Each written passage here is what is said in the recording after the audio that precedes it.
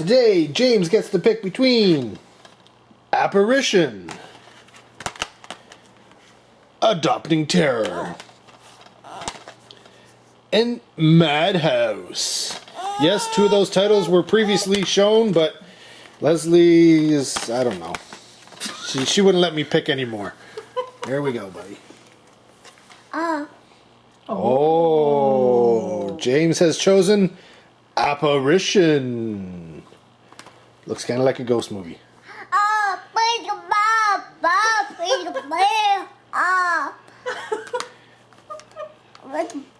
don't think he has any good things to say about Adopting Terror there.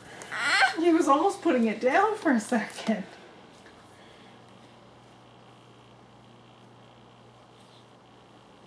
But you already picked, honey. Get rid of this one. Yeah.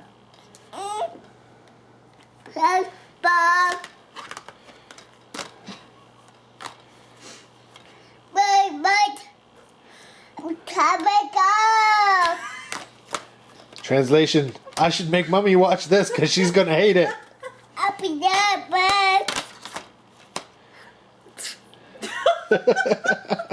It's funny.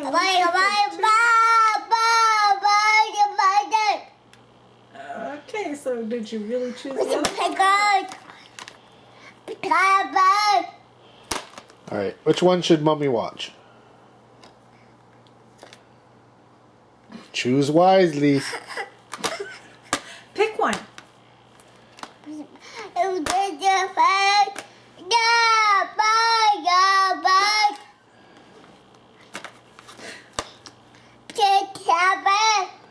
That one?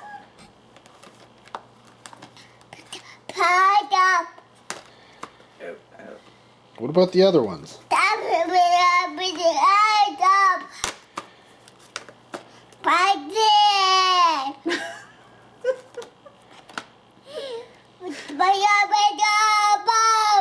Okay, this almost sounds Man, like I need to dress you up like a voodoo Like, doctor or something like this, seriously, because oh my lord.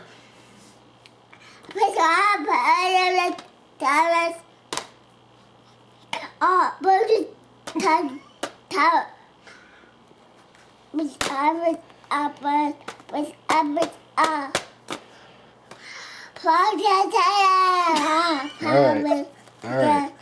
Apparition it is, right? Alright. I don't know, because he was pretty into that.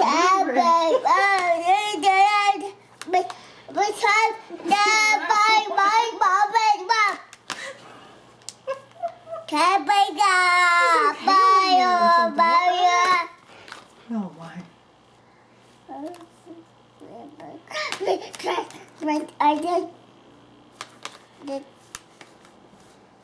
I almost feel like it should be. Yeah, but I don't want to watch that one.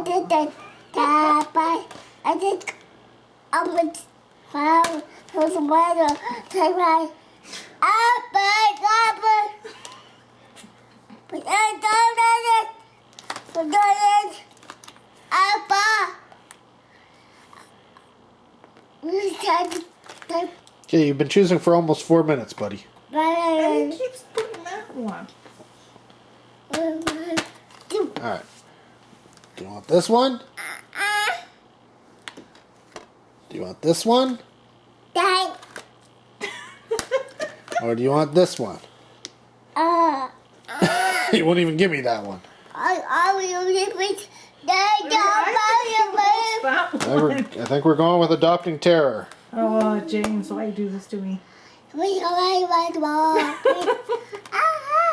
Alright.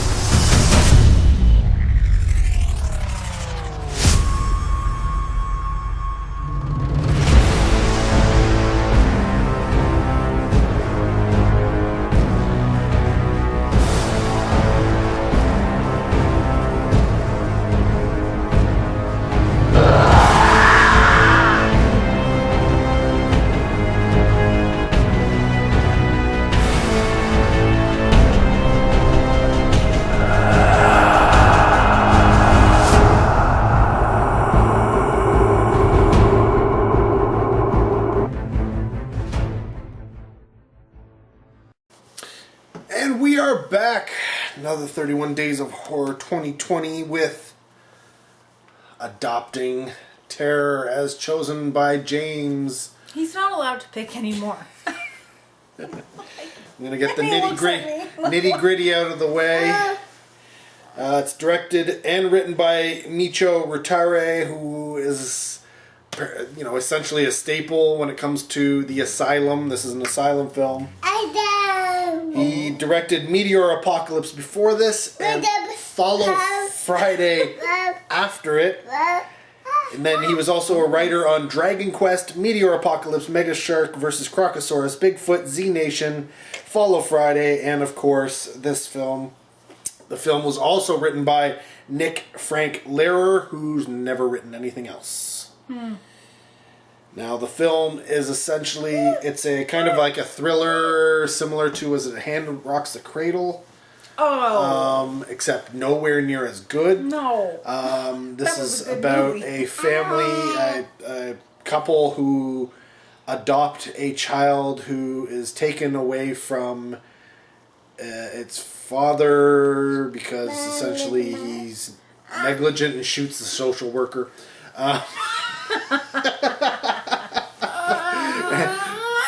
It's okay, buddy. Pumpkin. No, you can't have the phone. And then, of course, Daddy wants to get the kid back. So he kind of terrorizes the couple. The dad is played by Sean Astin, which is probably the only selling point for this film. Sean Astin from Goonies, and Rudy, and Lord of the Rings. But I can't say this is his best performance. No. The mum is played by Samir Armstrong, who may be best known for films like Not Another Teen Movie, Dark Wolf, Stay Alive, Rise, Blood Hunter, Five Souls, and a bunch of episodes of The O.C. Oh, that's weird. The social worker is played by Monet Mazur, who, as far as I could tell, isn't in much of note, except for she had a decent role in Blow, Mystery Men, and The House Bunny. The biological father might be somebody you recognize. It's played by Brendan Fair from Disturbing Behavior, Final Destination when he was younger, and then he ended up being a major player in the Roswell television show. What? And we just lost power. Oh, God. So we're going to keep going on in the dark because it's very spooky this way. Is that funny? Is that funny? It's not funny. I don't like this. That is a little creepy. Uh-huh. So, yeah. Weird. But that's weird that he is the one who has, the most things Outside of that I Sean would Astin, know, right? right? And That's weird. the head of the adoption agency, who I guess he needed work because it's Michael Gross of Tremors fame and Family Ties. Yeah, Though I guess the Tremors really kind of keeps him busy. But outside of that, he had to do Adopting Terror. Okay, can we get the power back on? I don't like this. I don't like it. Should probably It's not funny. turn on the flashlight on my phone here so we got some. There we go. I really don't like All right, now I know Lesley has a lot to say about this film because she's been biting her tongue the entire movie. So take it away, my dear. Take it away. I didn't even watch basically the whole movie. I don't like it. Yeah, it's the flashlight. It's stupid. It's horrible. It reminds me of when I would watch with my mom when I was younger, just the TV movies, right? Made for TV, but this is Movie worse. of the week, yeah. It's worse. The ones that were made for TV were better. The ones that I saw anyway, and oh God, I didn't like it. I didn't like the acting. I didn't like anything of it. Oh God, this is why I said we need to get a new rating system because because it's there's movies that are so terrible, beyond terrible, and they need to be on like a different level. This one is bad. I don't like it, but I wouldn't put it on the level of being like on the so terrible. You know what I mean? It's not. Like, it's not a so big film. It's not so bad. It's good. It's just bad. It's bad, and I. It's one of those films where you kind of already know what the film's going to be about before you even watch it, and then you watch it and go, "My movie was better." The movie that you pictured in your head was like, "Oh, you couldn't even pull off what I thought this movie was going to be about, right?" It's like, why couldn't you do that? Yeah, it's a simple premise, and it's so weird, and it's funny. I can see what they were trying to do with each character, but there wasn't any real reason for it. Right? The mom is supposed to be a mom who doesn't know what she's doing, and she's at her wit's end because her kid keeps crying. Constantly, right? The dad is supposed to be the nonchalant dad. I'm just working. I don't care about the kid, blah, blah, blah, but I have to protect the family. And then, of course, the social worker is a social worker, and, outside of that, and the father, for some reason, is able to get away with anything. Right? Like I said, he shoots the social worker, but apparently she was illegally in the premise, so he gets off on that.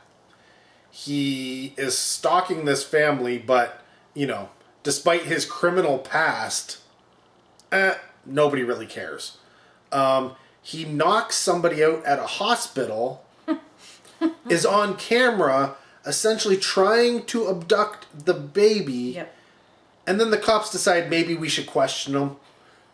But at the same time, I don't think they're going to arrest him because that's the end of it, really. Like, you don't see much anything about it. So, yeah, it's one of these films where it's like, there's little bits and pieces of a puzzle, but I don't think all the puzzles are from the same puzzle. Like, the pieces are from the same puzzle, and they're trying to stick them all together. Instead of, coming up with an entire idea and going with that and giving a little bit of backstory, and maybe, like in the Babadook, that shows you a mother who's at her wit's end. Oh. Right? Really? But I'm more at my wit's end than that. I'm just saying. Okay. All right, James. I'll show you the Babadook, and you show me the Mummy what you can do.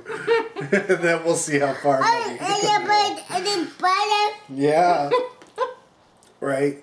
That gives you a history of somebody, and the whole film is about her losing, her sense of control. This, all it is like, oh my God, why won't he stop crying when he's around me? She, yes. Why won't she stop crying when she's around me, right?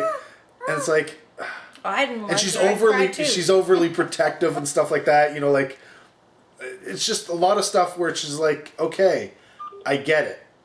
I can understand certain aspects of it, but was she never like this before? Like, there's no real history to her.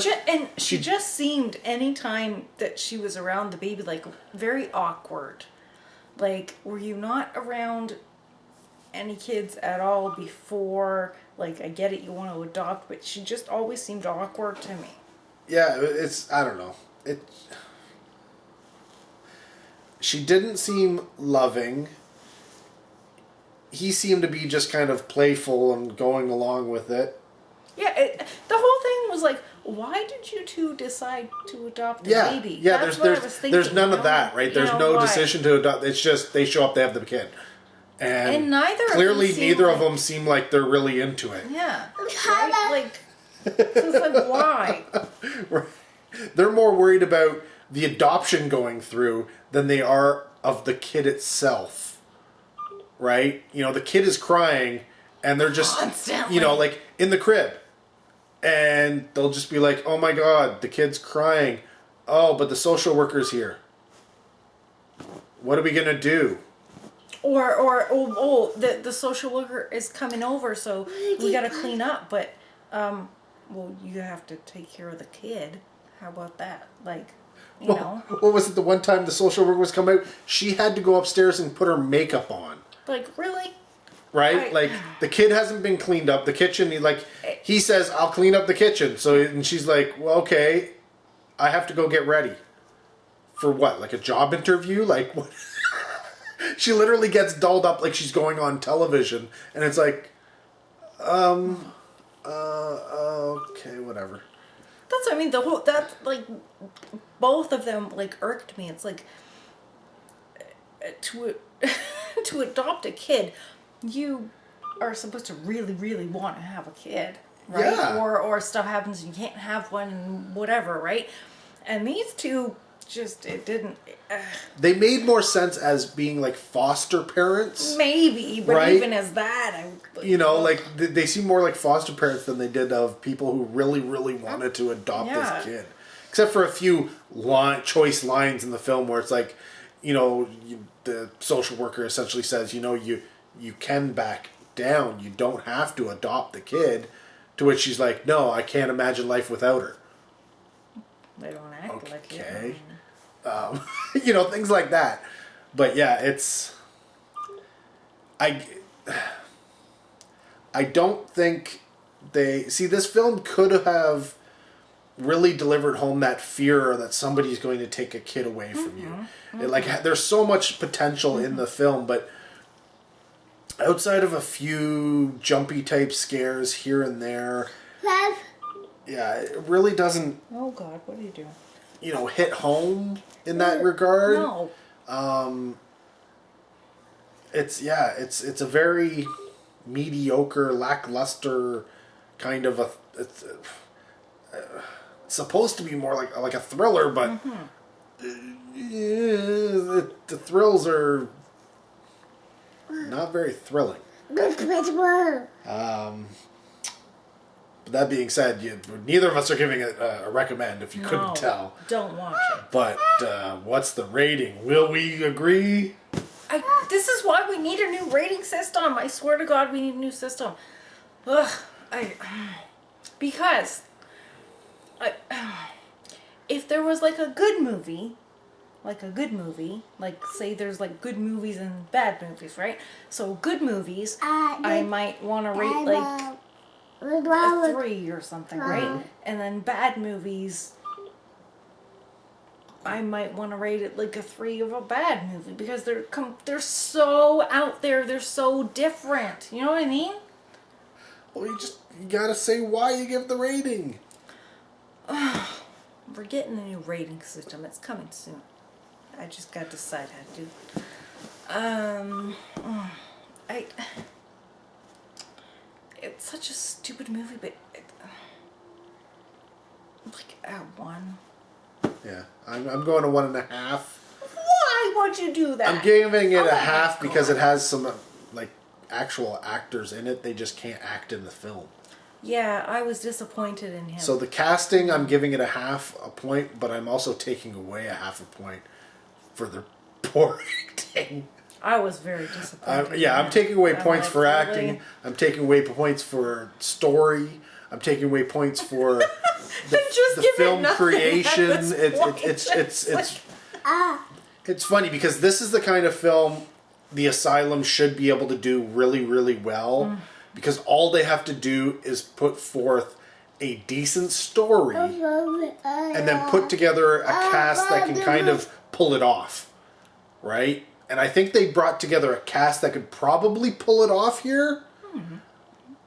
But most of them pretty much just phoned it in and were just like, yeah, whatever. Give me my paycheck. I'm done. Yeah. Right? And I don't think they deserved it.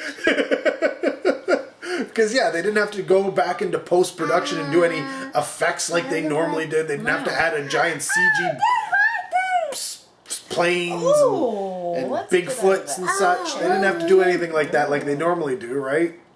Didn't have to do any crazy makeup effects. No. I think they had to do some fire effects, physical fire effects, some squib work. But outside of that, oh, and some fake glass. Right? So there's some broken glass many times. But outside of that... Yes, that's you waving right. to the camera? But, yeah, outside of that, they really didn't have... He thinks that's the video camera. Yeah.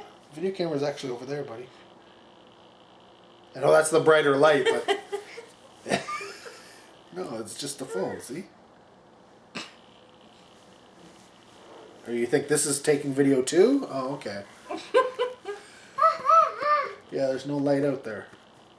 Yeah, power The is light's off. in here. So yeah, that being said, the Asylum doesn't really hit too many home runs. I'll just say that. So knowing that this was an Asylum film, I wasn't going in with high expectations, which was kind of why I was surprised that Lesley chose it as one of the three. But I didn't notice that. I didn't notice that, or I would not have picked it. Like, I didn't notice that, and then It was when funny I did, when because it has a slew of trailers before it Yeah. plays, and she's just like, "What the hell? What the hell are these movies?" And then of course the Asylum logo Yeah. comes up. She goes, "Oh, it's that film company." And I was like, "Yep." Yeah. So yeah, there you go. That is Adopting Terror and our thoughts on it, which aren't very good. I swear we are going to find a good movie eventually. We will. We will. We're not going through another one of last year, so that's all I'm saying. We have to have some good movies here. Anyways, more 31 Days of Horror 2020 to come. Thanks for watching. Till next video, take care. Have a good one. Now we got to go check and see if the rest of the world is out of power or if it's just us. Yeah, 'Cause I'm I gonna think it check may when it's coming up. Be everybody because I don't see any lights back there. Yeah, So this is pissing me off. I gotta check and luckily, well, if I have power left on my phone now that I've been using that as a flashlight. Oh. Anyways, have a good one.